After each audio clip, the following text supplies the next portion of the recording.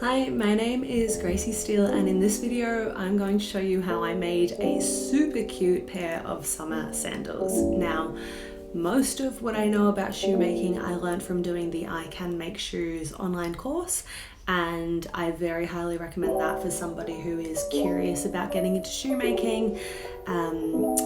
I've really enjoyed the course thus far and cannot wait to get into doing more shoes. A lot of other stuff that I will show you in this video is very much experimental, making it up as I go, trying new things, figuring out what works. So I hope that you enjoy. So this is all of the equipment that I pretty much need. So I have my lace and I have some pre-made shank boards. So here I am measuring out how much I need to cut from those, and to keep them nice and tight on my lace, I use swimwear elastic to sort of like tube wrap it around so it doesn't slide as I trace things. So here I am just neatening all of that up, and I'm turning this into a square toe. They're going to be an open toe sandal, so it doesn't matter that the shape of the insole board doesn't match the shape of the last, because we're not going to be lasting anything around it. So trimming all of that off, that's just like a thick cardboard, so it's easy enough to cut. And now I'm using my little hand Dremel burry thing, which I don't know if I love just yet, to smooth off those edges. You can also use sandpaper. Now, the back end of the insole boards have got way more layers than the front, and so as you can see here, I'm using like a Stanley knife or a craft knife to slowly cut through all of those layers and then tear and cut it away. And again, smoothing all of that out with sandpaper. Looks like I tried to use the Dremel and didn't have much luck, so off we go with the manual little sandpaper. Now you can see that this is quite messy. Shoemaking is really messy, so it can be good to try and tidy up as you go, and I'm hoping that I did that along the way here. As you can see, I'm measuring the heels against each other. There we go, I tidied up. So this layer here I'm covering my entire sole with, and it's like a pour on, so it's a bit of a squishy squish. So I'm using a spray glue and putting that straight down onto that insole board so that they're nice and comfortable. This is my leather that I'm using, so here I am using my silver pen to trace out the sole, and then I'm going to attach that onto that insole board there. So this is covering that insole board pretty much. I quickly taped up like a weird kind of thong pattern thing on my foot. I'm not showing you that, but this is kind of the rough shape, and this probably isn't how I would do this again in the future.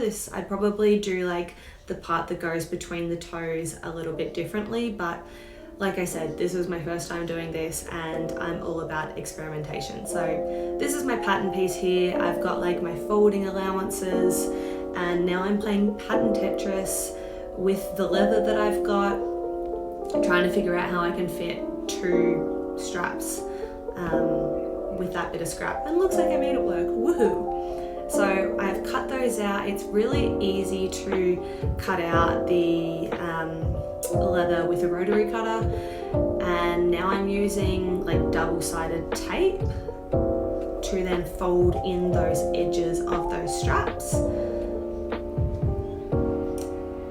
So with those thong straps, I'm going to line them, and this is like a pig lining that I'm using, so I'm just gluing that straight down on there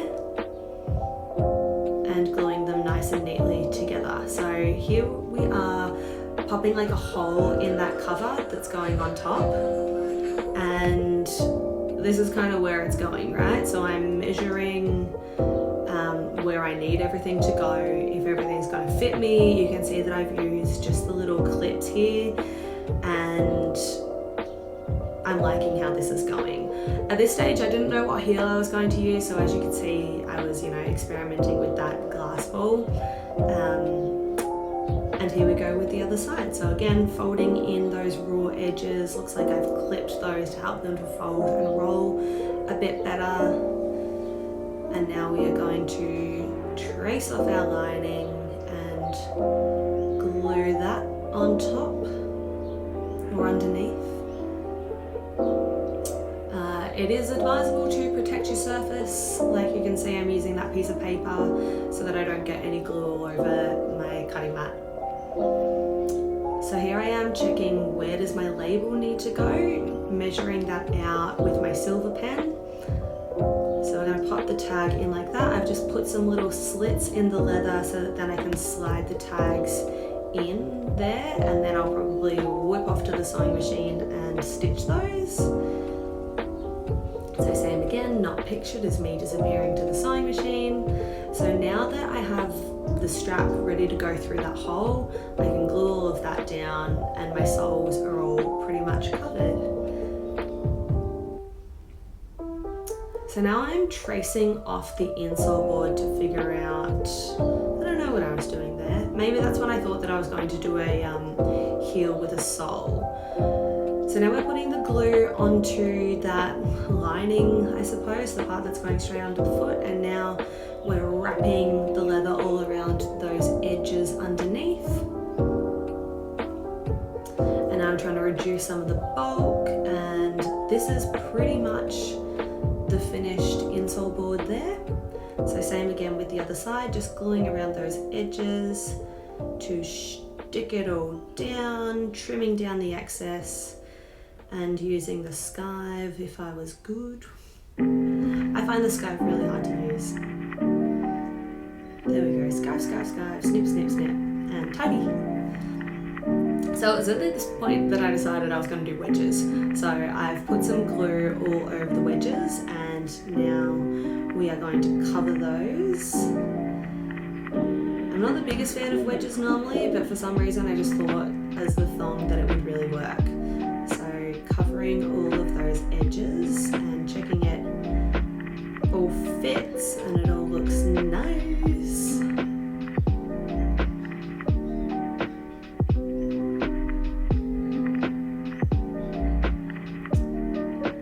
Now I'm gluing these straps. This took, a little bit of time measuring it on my own feet.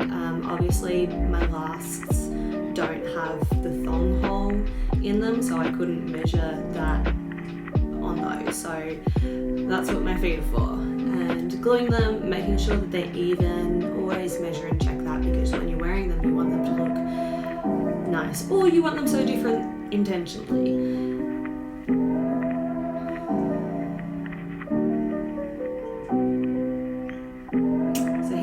Skiving down the bulk of those straps because we want the wedge to sit as flush with the sole as possible.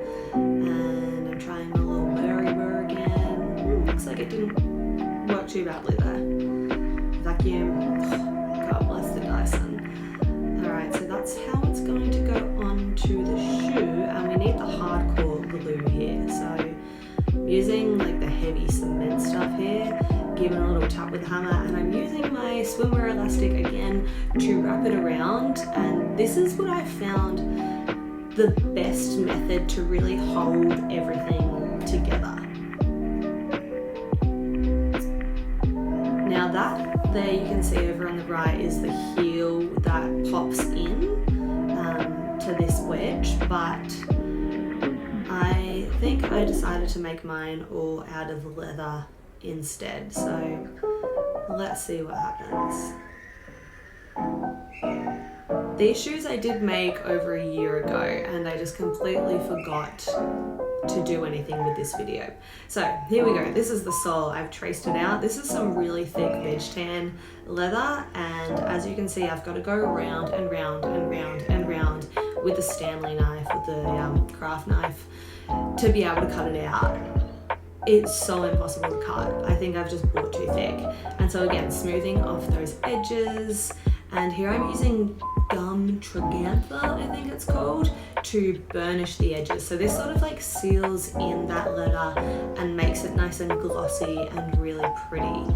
So this is like it's an edge finishing technique. So that's a wooden burr that I'm using, and this probably is what takes the longest for me, is just getting those soles nice fitting and also nicely finished in terms of that nice seal on that leather.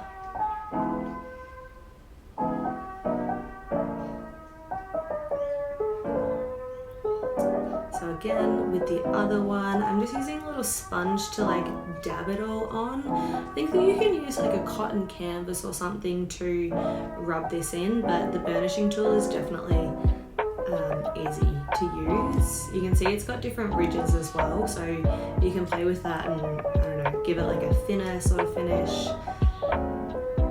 But yeah, as you can see, I just go, and I often, like, burnishing it will slightly reduce the size of it, so sometimes the sole will be a little bit thicker than the shoe than it needs to be, and then I'll burnish it and it gets smaller, and so that's why, I don't know, it takes a few times because sometimes it doesn't make it as small as I thought it would, so then I have to sand it back and reduce the width again and then go in and burnish it again.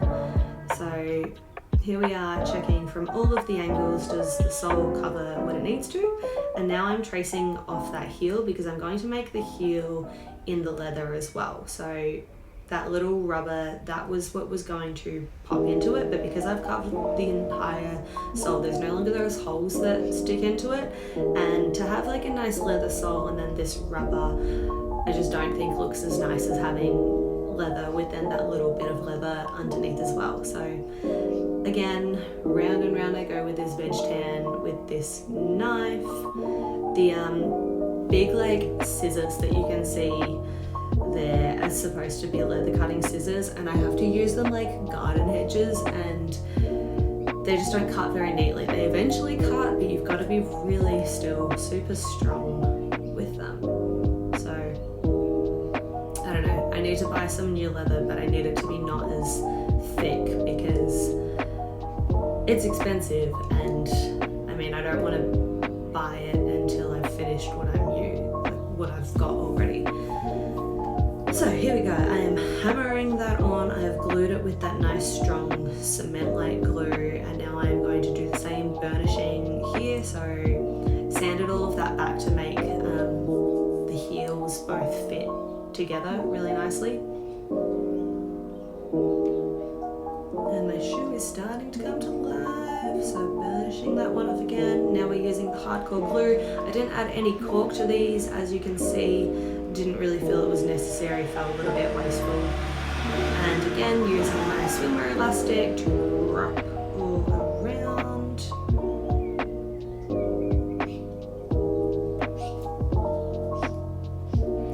And now we are cutting out the other sole. So you can see that I was using a seam gauge just to get like the bulk shape done. It helps to use that middle ruler as a guide, because otherwise like you can kind of slip and maybe not cut the right shape. So normally if I can, you know, use a bit of a guide, I will. And the thing with using the Stanley knife to cut out the leather is like your first little cut can be quite thin, and then you slowly get a bit stronger, and as you cut through, obviously then the blade wants to go the path of least resistance, so to speak. So I don't know, but it can still sometimes slip through, and I mean, it's dangerous, but it's also more so it slips and then you end up in a cut in your leather where you don't want it to be. So always cut from like the inside layer. Anyway, looks like it's all glued and it's looking all cute, and this is my leather thong sandal shoe. I think that this is really cute. I was super proud of the neatness of these. So now I'm gluing the other one because I'm like, heck yeah, this worked so good. And like I said, I'm not normally a wedge kind of gal, but somehow, I don't know, what do you think? Do they work? Also, I'm not a thongs gal, I don't like thongs, and that's an Australian term as well. Anyway, here's me rocking them, checking out the fit. Ooh, I feel fly. Here they are. I think that they look really neat. I think they look pretty cute. They're in like this really pretty croc leather. You can kind of see a bit better here. And you can see they're nice and even. I think I did a nice job with the soles. They look really neat. And I am super proud. Anyway, if you liked this video and you want to see more narrated process like this, let me know in the comments. A lot of what I do is sewing and garment related, but I also play with shoes sometimes, so I do want to be sharing a bit more of both.